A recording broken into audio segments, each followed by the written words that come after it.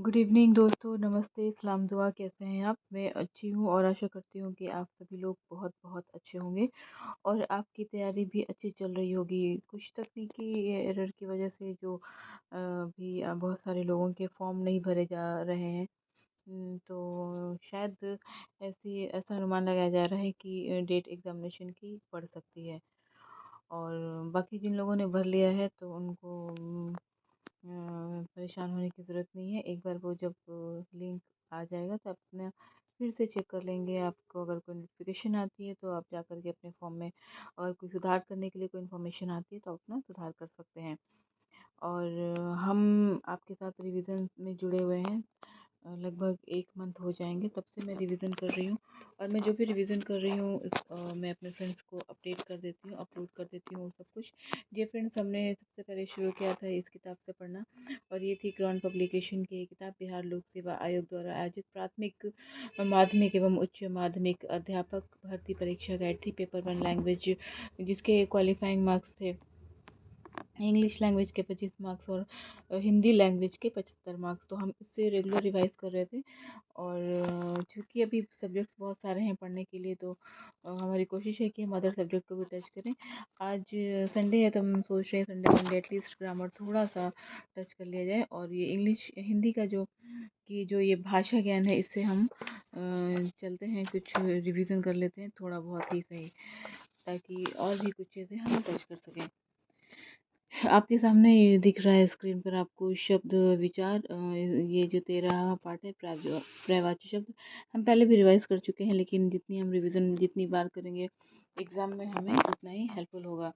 तो पहला है ये, पहले हम जानना चाहेंगे कि पर्यायवाची होता क्या है। समान अर्थ प्रकट करने वाले शब्दों को पर्यायवाची शब्द कहते हैं। पर्यायवाची शब्द समानार्थक या समानार्थी शब्द भी कहलाते हैं। प्रमुख पर्यायवाची शब्द अग्नि का होता है आग, अनल, पावक, ज्वाला। अश्व है, तुरंग, घोड़ा, वाजी, संदैव और घटक। अमृत, पीयूष, सुधा, अमी, अमेय, सोम। और आग का नेत्र, नयन, लोचन, दृग और चक्षु। दृष्टि भी होता है दृग, दृष्टि, नेत्र, नयन, लोचन, चक्षु।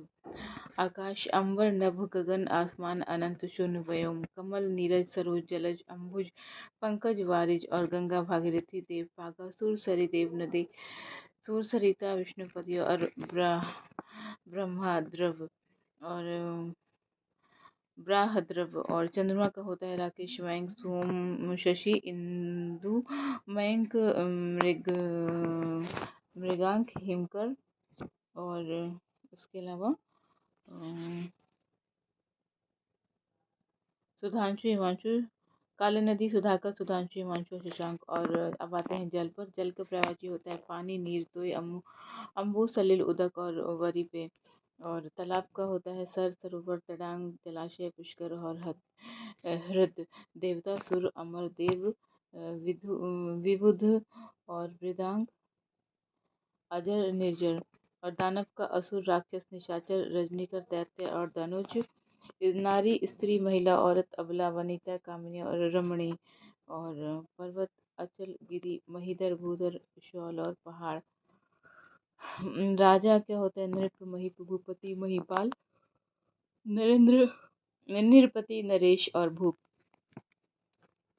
और ईश्वर, परमात्मा, प्रभु, भगवान, जगदीश, परमेश्वर, अर्श, कंत, जगदाधर, सच्चिदानंद, हरि, ईश, जगदीश्वर, चिन्द्रूप, दीनबंधु, अंतर्यामी, अक्षर, अनंत, गोचर, जगन्नाथ, जगत प्रभु, अकुल, अधिष्ठ और अनांगी। तो ये सारी चीज़ें जो आज हमने जानी पर्यायवाची शब्द, हमें और कल कोशिश करेंगे कि जो बाकी जो 8-10 बच्चे हैं उसको भी रिवाइज कर लें और कुछ इंग्लिश के जो है हम क्वेश्चन को टच करते हैं। इंग्लिश में भी हमने जो कुछ चीज़ें कर ली थी, कंजंक्शन वगैरह बना लिया था। और आइए देखते हैं इसके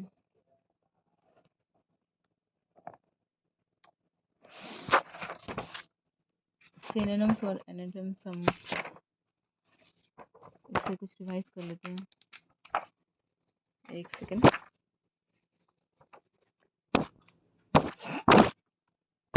दोस्तों मैं जो भी रिवाइज़ करती हूँ, मैं कोशिश करती हूँ कि वो सब कुछ पढूँ और रिवाइज़ करूँ और अपने फ्रेंड्स को भी शेयर करूँ, ताकि हमारे फ्रेंड्स तक भी ये रिविज़न्स पहुँच जाए और उनको एग्ज़ाम में कुछ ना कुछ तो इससे ज़रूर हेल्प होगी। ऐसा मैं सोच रही हूँ और मुझे लगता है कि अब तक मैंने बहुत सारी चीज़ें जो रिवाइज़ की है उसको फिर से रिवाइज़ करने की ज़रूरत है। तो एक बार कोशिश करूँगी कि जब मेरे एग्ज़ाम्स चल रहे हैं, मैंने आपको शेयर किया था, मेरे एग्ज़ाम्स चल रहे हैं, एग्ज़ाम ओवर होने के बाद हमने जितना पहले पढ़ा उस सबको एक बार फिर से रिवाइज़ करेंगे, ताकि हमारी रिवीजन जो है और मजबूत हो जाए और जितनी ज़्यादा रिवीजन होगी उतना हमें फ़ायदा होगा। तो ये देखिए अब आ गए हम लोगों के सामने some important words with their synonyms and antonyms. तो ये देखते हैं अबंडन। अबंडन का सिनोनिम्स क्या होता है? एब्डिकेट, एब्जर्व, फोरसेक और रिलिक्विश। इसको करने से हमें ये भी फ़ायदा है कि अभी जो सीटेट के एग्ज़ाम होने वाले हैं उसमें भी हमें ये बहुत फ़ायदा करेगा, इसकी हमें हेल्प होगी हमारे एग्जामिनेशन में। और एब्सेंट मतलब क्या होता है? एम्बैरेस्ड, शेमफुल, कोय और ह्यूमिलेटेड। और इसका जो एंटोनिम बनता है वो बनता है कॉन्फिडेंट और बियॉन्ड। कॉन्फिडेंट और बियॉन्ड। और रिलिंक्विश का जो एंटोनिम होता है वो होता है होल्ड और रिटेन। होल्ड और रिटेन ये हमें याद रखना होगा। और सेकंड है एब्जेक्ट। एब्जेक्ट का जो होता है बेस, डिग्रेडेड, मेनियल, इग्नोबल और मीन। और इसका जो है वो एंटोनिम होता है कॉरेजियस। कॉरेजियस और ऑनरेबल। कॉरेजियस और ऑनरेबल। और एबोलिश का होता है इरेडिकेट, डिस्ट्रॉय, एनहिलेट और रिपेल। ये क्वेश्चन वर्ड्स आ सकते हैं एग्जाम में और इसका जो एंटोनिम होता है वो होता है सपोर्ट और क्रिएट। और देखते हैं इसके बाद अबॉर्टिव। अबॉर्टिव का होता है सिनोनिम इनएफेक्टिव, फर्टाइल और वेन और फ्रूटलेस। और इसका जो एंटोनिम होता है वो फ्रूटफुल होता है और सक्सेसफुल होता है। तो नेक्स्ट देखते हैं एब्रोगेट। एब्रोगेट का सिनोनिम होता है एंटोनिम होता है क्वैश, रिपील, कैंसिल और एबोलिश। और इसका जो है एंटोनिम होता है इनैक्ट और इम्प्लीमेंट। और एक और कर लेते हैं, ये है एब्सटेन। एब्सटेन का होता है रिफ्रेन, अवॉइड, डेम्योर और डिसिस्ट। रिफ्रेन, अवॉइड, डेम्योर और डिसिस्ट। और इसकी जो एंटोनिम होती है वो इंडल्ग और इंगेज होती है। और एक और लास्ट कर लेते हैं, वो होता है एब्स्ट्रूज, ऑब्स्क्योर। इसका सिनोनिम होता है प्रीप्लेक्सिंग, पजलिंग, कम्प्लेक्स। और इसका एंटोनिम होता है सिंपल और इजी। तो हमने जो आज 1 2 3 4 5 6 7 8 9 हमने 9 जो अभी किए, एक और कर लेते हैं, लगभग 10 हो जाएंगे। एब्स्ट्रूज, एब्स एब्समॉल, टेरेबल, हॉरिबल, एक्सट्रीमली और बैड। इसका जो है ये एंटोनिम है। और इसके जो है सिनोनिम्स, इसके ये जो सिनोनिम्स है और इसके जो एंटोनिम्स हम देखते हैं गुड और डिसेंट। तो अच्छा लगा हमको ये रिवीजन करके, हमारे जो पहले की रिवीजन है वो फिर से हमें याद आ गए। तो हम कोशिश करेंगे 10-10 करके ये जो हमारे सिनोनिम और एंटोनिम है इसको हम कंप्लीट करें। तो अब आइए कुछ और रिवाइज कर लेते हैं। आपको याद है कि हम जो रिवीजन कर रहे हैं वो हमारा जो मकसद है वो है अध्यापक भर्ती पर के लिए जो भर्ती परीक्षा गाइड है। और हमारा मकसद है अध्यापक बनने का। और हमारा ही नहीं, आप सभी का भी मकसद है जिसके लिए हम ये रिवीजन कर रहे हैं। तो हमारे सभी दोस्तों को बहुत बहुत बधाई है अपनी उनकी तैयारी के लिए। और जब वो कामयाब हो जाएंगे तो उसके लिए तो अलग से बधाई दी जाएगी। और मनोकामना है सबकी कि सबका सब कुछ बढ़िया हो। डियर फ्रेंड्स, हमने कल रिवाइज़ किया था अब हिस्ट्री। और हिस्ट्री में हम आज रिवाइज़ करेंगे, कल हमने जो रिवाइज़ की थी वो कल का जो क्वेश्चन था आपका, भारतीय अर्थव्यवस्था पर प्रभाव क्या पड़ा था। तो जब अंग्रेज़ी शासक थे, तो ब्रिटिश रूल जब चल रही थी, तो भारतीय अर्थव्यवस्था कैसी थी, इसके लिए इसका रिवीजन हम कल कर चुके हैं। अब हम आ जाएंगे यहाँ 1857 की क्रांति पर। क्या हुआ था 1857 की क्रांति में? The revolt of 1857। तो इससे पहले कि हम इसके जो हाइलाइट्स को पढ़ें, आइए थोड़ा इसके डिटेल को जान लेते हैं। इसके लिए हमने टैबलेट में ये पहले से निकाल के रखा है, ताकि आपको आपके साथ मैं भी इसको रिवाइज कर सकूं। तो आइए देखते हैं क्या है इसमें, थोड़ा अच्छे से जान लेते हैं। भूमिका इसकी 1757 में प्लासी युद्ध के बाद अंग्रेज़ों ने भारत में अपने उपनिवेश की शुरुआत की। ब्रिटिश उपनिवेश का प्रारंभिक उद्देश्य अधिकतम आर्थिक व व्यापारिक लाभ कमाना था, जो कालांतर में भारत को कच्चे माल का निर्यात और तैयार माल के आयात तक बनाने तक केंद्रित हो गया। वहीं जहां एक तरफ भारत का तेजी से औद्योगिकरण हुआ तथा भारतीय समुदाय की कृषि पर निर्भरता अब पहले से और अधिक बढ़ गई। दूसरी तरफ भारी भरकम कर, जमींदारों के अत्याचार व अंग्रेजों की भू नीतियों के कारण किसान समुदाय भी निम्नतम स्थिति में पहुंच गया।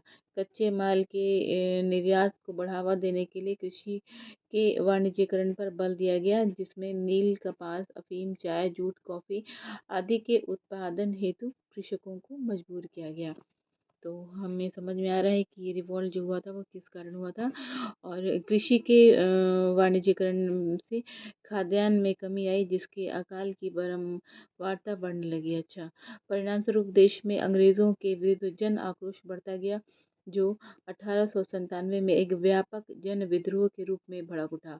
1897 के विद्रोह का आरंभ 10 मई 1897 को मेरठ में कंपनी के भारतीय सिपाहियों द्वारा शुरू हुआ, जो धीरे-धीरे कानपुर, बरेली, दिल्ली, अवध आदि स्थानों तक फैल गया। इसकी शुरुआत एक सैन्य विद्रोह के रूप में हुई, परंतु कालांतर में इसका स्वरूप बदलकर ब्रिटिश सत्ता के विरुद्ध एक जनव्यापी विद्रोह हो गया। धीरे-धीरे लोग जो ये है आगे बढ़ने लगे और ये फिर ये किस चीज़ में बदल गया? जनव्यापी विद्रोह में ये बदल चुका था। तो हमने जाना ये द रिवोल्ट ऑफ 1857। और इसके एक दो बिंदु देख लेते हैं। इसके जो प्रमुख कारण है 1857 के विद्रोह के प्रमुख कारण जो है वो 1857 की क्रांति के राजनीतिक कारणों में लॉर्ड वेल्जली की सहायक संधि तथा लॉर्ड डलहौजी का व्यक्तिगत सिद्धांत प्रमुख था। क्या कौन सा सिद्धांत प्रमुख था? लॉर्ड डलहौजी की संधि का व्यक्तिगत और सिद्धांत प्रमुख था। वेल्जली की सहायक संधि के अनुसार भारतीय राजाओं को अपने राज्यों में कंपनी की सेना रखनी पड़ती थी।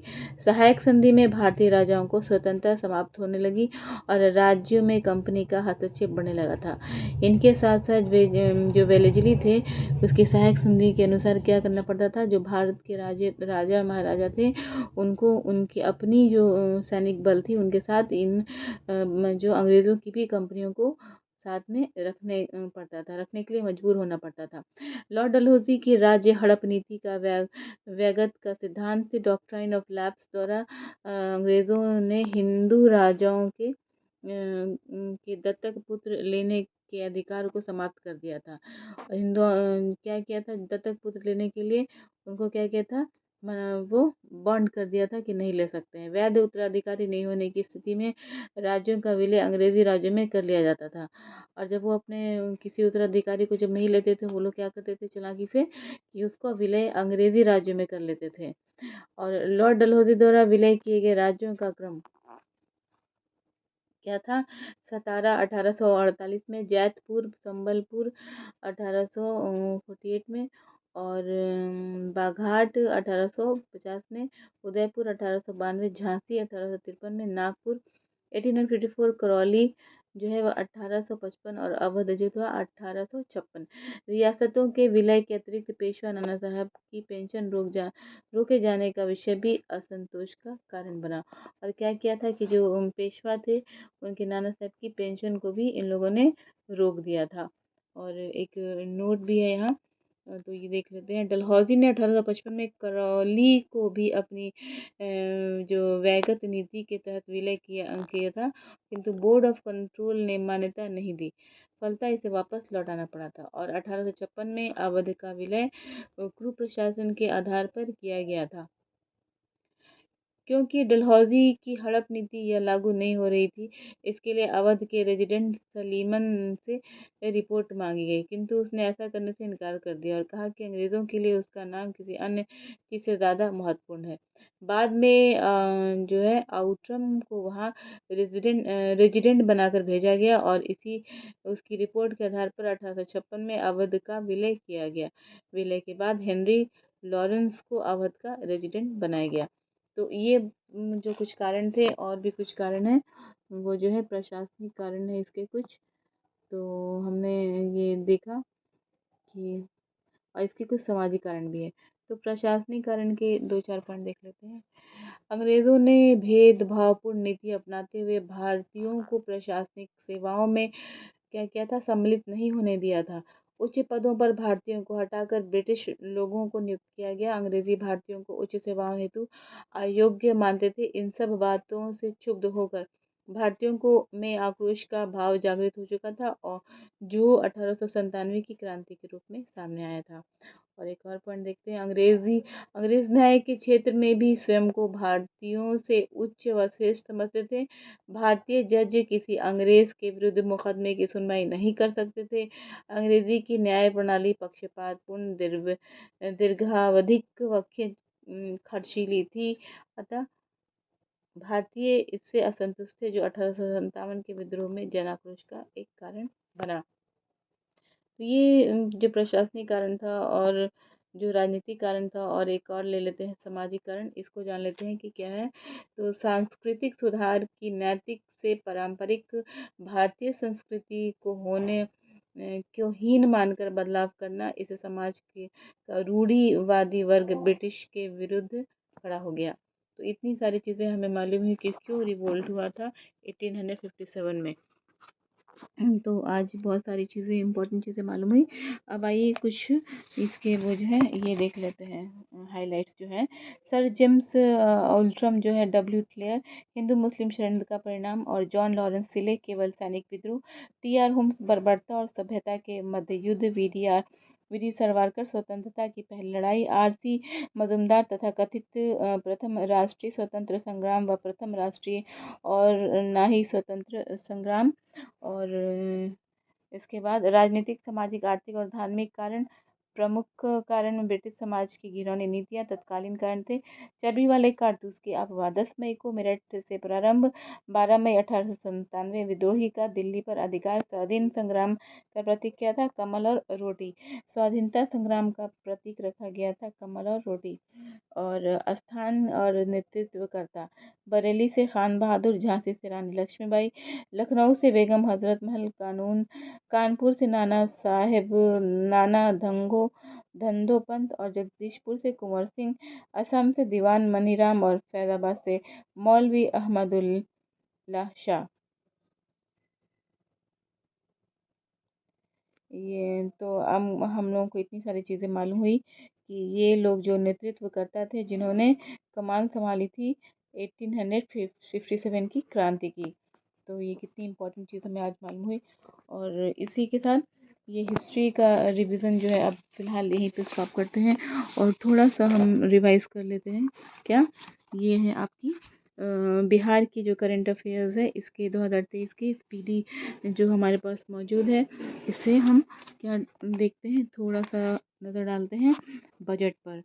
तो क्या है, 21 से 23 में बिहार का सकल राज्य घरेलू उत्पाद जीएसडीपी कितना वर्तमान मूल्य पर 6,75,04,448 है, और 6,75,448, और इसका जो है स्थिर मूल्य है वो 4,28,065 करोड़ रुपए है। और 21 से 22 में बिहार का निबल राज्य जो घरेलू उत्पाद था, एनएसडीपी, निबल राज्य घरेलू उत्पाद जो है एनएसडीपी, वर्तमान मूल्य कितना है, 6,1400 6,14,14,431 करोड़ रुपए। और ये आपका है स्थिर मूल्य कितना है, 3,82,274 करोड़। बिहार का प्रति व्यक्ति आय, वर्तमान मूल्य 21 से 22 में 54,384, और स्थिर मूल्य पर 2011 से 12 में 34,465 रुपये मिला करते थे।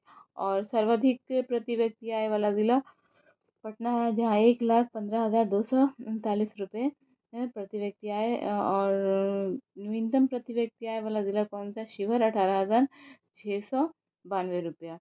तो बिहार के 3 सबसे संपन्न ज़िले जो हैं वो पटना 1.15 लाख, बेगूसराय 0.45 लाख, मुंगेर 0.43 लाख, दूसरी और तीसरी सबसे बड़े गरीब ज़िला जो है शिवहर है 0.19 लाख, अररिया 0.20 लाख और सीतामढ़ी 0.21 लाख।